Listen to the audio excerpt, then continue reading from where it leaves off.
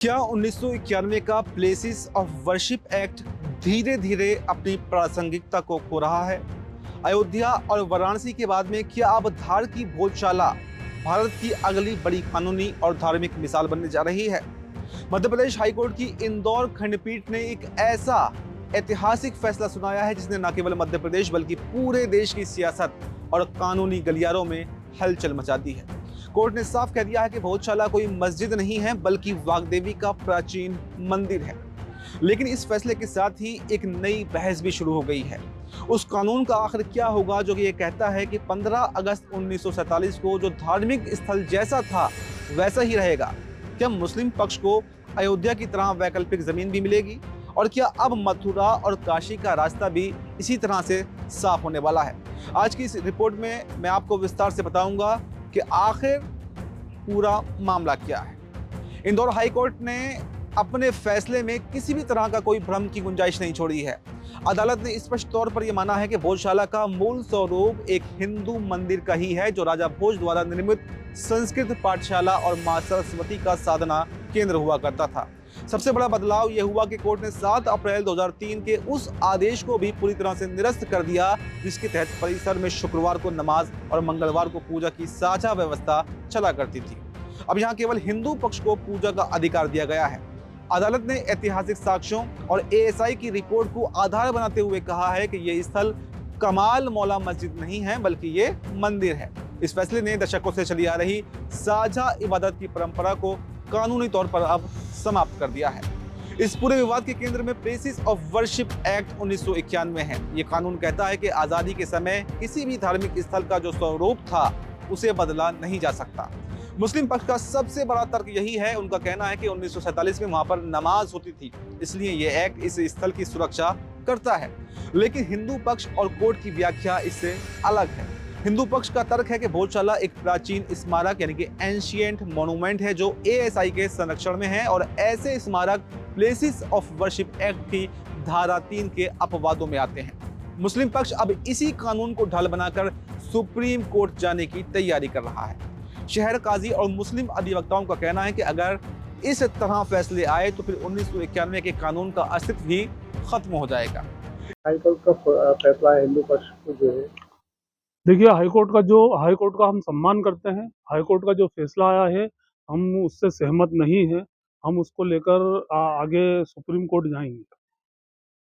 High court ने जो टिप्पणी करी है, जो एसआई की बहुत सारी त्रुटियां हैं उसके अंदर, उसमें भी हमारे वकील समीक्षा कर रहे हैं और अभी जो भी निर्णय होगा पूरा समाज बैठेगा और इसको लेकर हम हाईकोर्ट की ओर तो सुप्रीम कोर्ट की ओर जाएंगे और पूरी दमदारी से इसको कानूनी रूप से हम जो लड़ाई होगी हम दमदारी से लड़ेंगे। इस फैसले की सबसे मजबूत नींव बनी भारतीय पुरातत्व सर्वेक्षण यानी कि एएसआई की रिपोर्ट। 98 दिनों तक चले इस वैज्ञानिक सर्वे में आधुनिक तकनीक का इस्तेमाल किया गया था। एएसआई ने अपनी 2100 पन्नों की रिपोर्ट में बताया कि वर्तमान ढांचे की दीवारों, स्तंभों और नींव में ऐसे अवशेष मिले हैं जो स्पष्ट रूप से परमार कालीन मंदिर के प्रतीत होते हैं।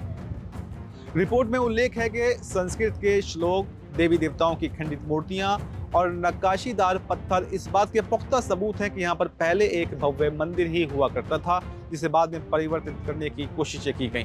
हिंदू पक्ष के वकील विष्णु शंकर जैन ने इसी रिपोर्ट को सत्य की विजय का सबसे बड़ा प्रमाण भी बताया, जबकि मुस्लिम पक्ष ने इसे एक तरफा और पक्षपातपूर्ण करार दिया है।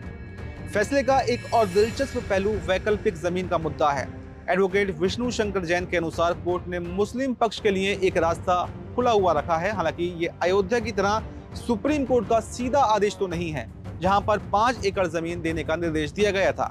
यहां पर हाई कोर्ट ने कहा है कि मुस्लिम पक्ष राज्य सरकार के पास आवेदन कर सकता है। अगर सरकार उचित समझे तो वो धार या उसके आसपास के इलाके में मस्जिद के लिए कोई दूसरी जमीन आवंटित कर सकती है। यानी ये अब पूरी तरह से सरकार के विवेक और मुस्लिम पक्ष की पहल पर निर्भर करता है।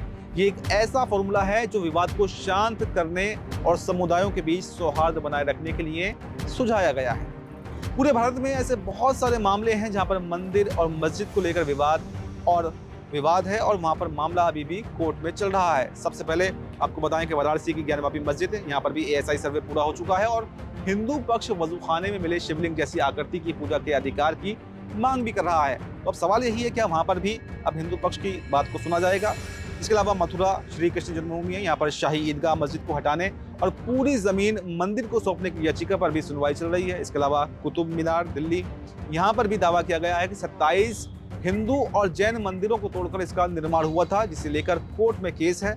इसके अलावा लखनऊ की टीले वाली मस्जिद, इसे लक्ष्मण टीला बताते हुए हिंदू पक्ष अपना दावा पेश कर रहा है। वहीं पर संभल की जामा मस्जिद को देख लीजिए आप, यहाँ पर भी हरिहर मंदिर होने की बात कही गई है, जिसको लेकर पूरा विवाद हुआ था और इसमें हिंसा भी भड़की थी और 4-5 लोगों की मृत्यु भी हो गई थी।